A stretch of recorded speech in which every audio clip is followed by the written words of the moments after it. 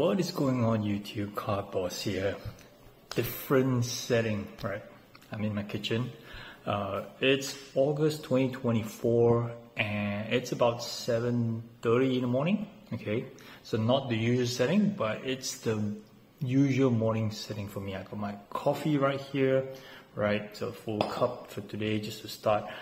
And I just want to reach out to you, my audience, right? So it's been like maybe 5 months since my last posting. And the funny thing was I see actually some activity in my channel, like people are looking back my old videos, my subscriber count has been coming up, and even I get messages from some of my viewers, asking what's up, am I coming out with new content?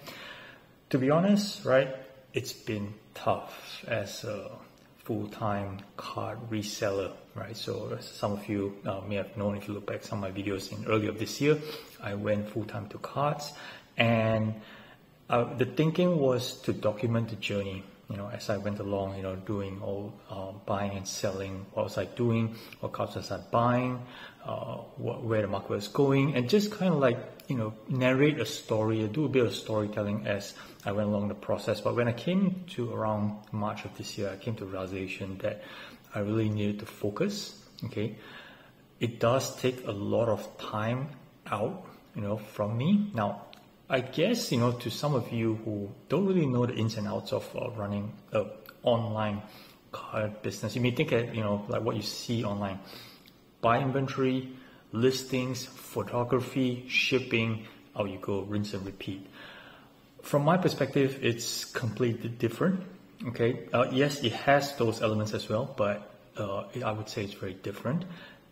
It has been a lot of strategy pivoting in the last 3 to 4 months. Okay, the kind of inventory I buy, the kind of inventory I hold, the way I sell them, the price, and just to squeeze that sort of margins, because operating online, obviously you're operating in an environment whereby there's a lot of logistics, there's a lot of fees that they need to be taken care of, so every little bit actually counts. So it's been tough, but I think I nailed the strategy that I want to do going forward. So I felt that it's kind of like the right time to maybe just talk a bit more to you guys, engage a bit more, and maybe, I may actually learn something, from you guys as well, and just to share my knowledge throughout this journey. So I don't know what exactly to call this particular segment. I had thinking I'm going to call it like maybe unplug, unscripted, not so sure, but I kind of like this setting whereby, I just sit down and just talk to you guys rather than have a nice little scripted kind of talk whereby, maybe I just want to talk about, all right, what's the latest in the hobby? All right, let's talk about certain cards, kind of like just sit down, more like to engage. Okay, so, but I definitely do plan to actually to talk to you guys more about what I've been doing. All right, what are the different things I've been doing compared to some of the other sports card resellers out there, which I think that might be beneficial to you guys. So maybe the next segment on this video, we're going to talk more about that. All right, so the one thing that I want to kick it off is I noticed that the latest viewership on my channel, it's a lot of Marvel cards, and I just want to address on where am I at now with Marvel cards. Now, to be honest, I sold almost everything that I have. I do keep a few cards that's quite dear to me. My Jim Lee autos from the X-Men 92 set, that's still very dear to me. That's still in my hand. I'm still holding on to my 2017 PMG Miles Morales and Spider-Gwens. Those also resonate quite a fair bit towards me, but in general, I sold everything else. And you might be asking, right, hey, what happened to my Deadpools or my PMG Blue Wolverines? But guess what? I moved out on all of them. Was the motivation to move them because of capital? Was it to just sell it for cash? Of course, definitely. I didn't want to have some of these just sticking around. I'd rather be, putting money to good use, right? But more importantly, now don't get me wrong, I didn't make any money on them. In fact, I did lose quite a fair bit. But what I actually managed to do was to get these cards into hands of collectors who really wanted to, in this case, let's say for example the PMG Blue, he's trying to put together a set. I'm not sure how far or how near he is, but he wanted certain pieces for his set. So I sold him a Venom, I sold him Iron Man, all at fair, decent prices. I did take a big financial hit on these. So from Marvel cards, I don't actually do any Marvel cards at the moment. So unfortunately for some of the viewers on my channel, you'll be a bit disappointed to hear that. I do like Marvel cards, I don't have anything against them, but from a business standpoint, it's something that I'm not actually focusing in right now. It's still mainly sports, basketball primarily, and Magic the Gathering. Okay, which has been part of my life for the last 20 odd years, and I'm going to talk a lot about Magic the Gathering as well as basketball on this channel going forward. So apologies to my Marvel card fan viewers on this channel. There will be very little, very little content on Marvel cards for the foreseeable future, as I build my business towards focusing on sports and Magic. Okay, the last thing I want to talk about in this segment for this first video is a question that I get from a bunch of people, not just my audiences, friends, family as well. The question is, am I making tons of money selling cards full-time, or am I losing a lot of money selling cards full-time? Okay, especially in the last 8 months, where the market has been kind of okay. I see some progressions and the ups and downs. Okay, so the question is, have I been making a lot of money, or have I been losing a lot of money? Now, the real answer is depends. Okay, you may find that, hey, it's quite easy, right? Sales minus costs equals profit. Do you profit or do you lose? Right, simple.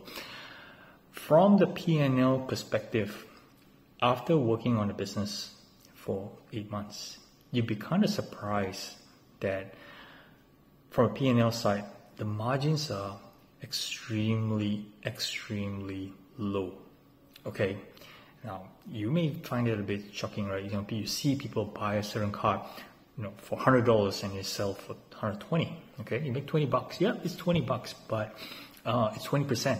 Okay, or maybe in some cases 30%. There's a $30, $50 profit, or $150 profit, and so on and so forth, right? You say the percentage is pretty high, and why do I say it's low? Okay, on average, and when I say low on average, is you're talking about like between 7 and 9% in general, and because there is a lot of factors that gets involved here. Okay, there's fees from all over the place. Whatever marketplaces they operate in, there is shipping, logistics, okay, and you didn't even factor in time, which is the time that I spend, okay, to work on a business, and certain little expenses like your gas that you run to the post office. That's one thing, okay, and utilities all doesn't get factored into running from a home business. So all that chips into the actual margins, okay, that some people actually don't tell you. And if you watch online, right, it seems like it's pretty easy, but in fact it's actually quite tough. The margins are really thin, and especially if if you're like me right now, right, and which I'm going to cover in some of future videos, whereby there's some cards that are on fixed price, we buy now, best offers, and I do a lot of auctions as well. And when it comes to auctions, right, there's a lot of uncertainty with the results.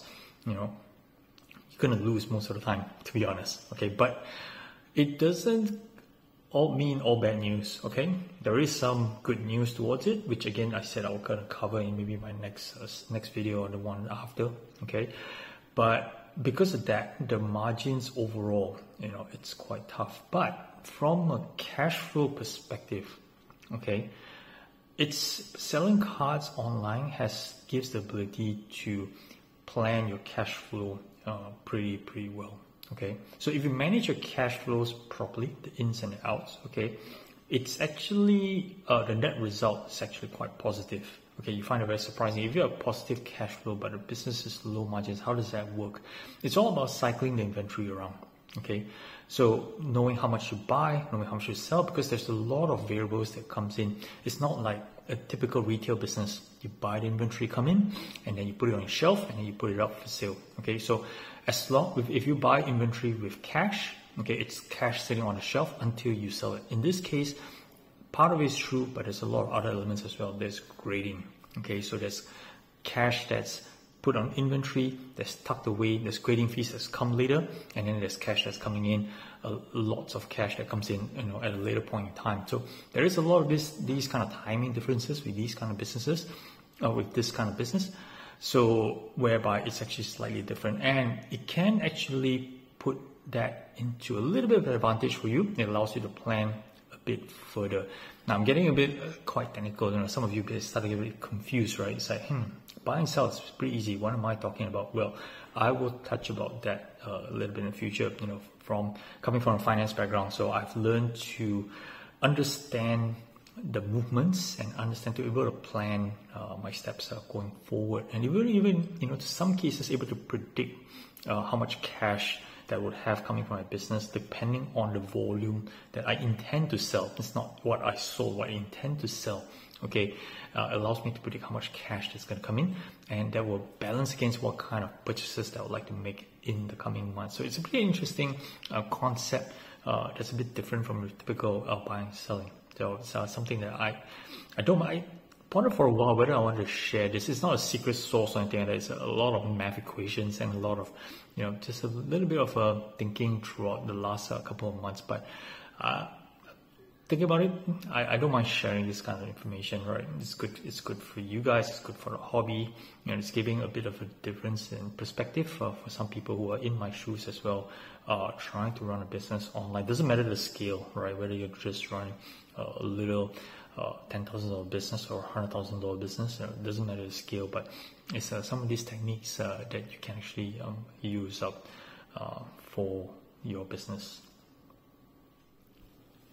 So that's pretty much it for this episode 1 of this unscripted, unplugged episode. I still have my coffee here, and I'm back to my daily routine work in the morning. So just for you guys information, right? Like I mentioned earlier, 7:30 is now like 7:45. I usually get up about like 6 a.m. to start working, and first thing I do is go to eBay. So it's a Sunday morning.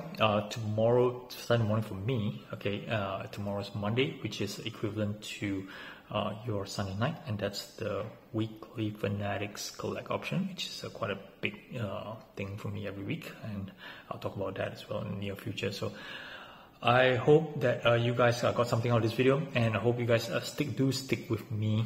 Okay, I feel that the next upcoming content that I'm going to put out, it's going to be far more educational than what I used to produce. Entertainment value just a little. Okay, I'm not going to be there to just keep on just re-echo news of the hobby. It's more for educational purposes, and I hope you guys can get something out of it. That's my ultimate goal going forward. All right, so thanks for watching, guys. Do like, subscribe if you like this video, and I hope to catch you guys soon. See ya.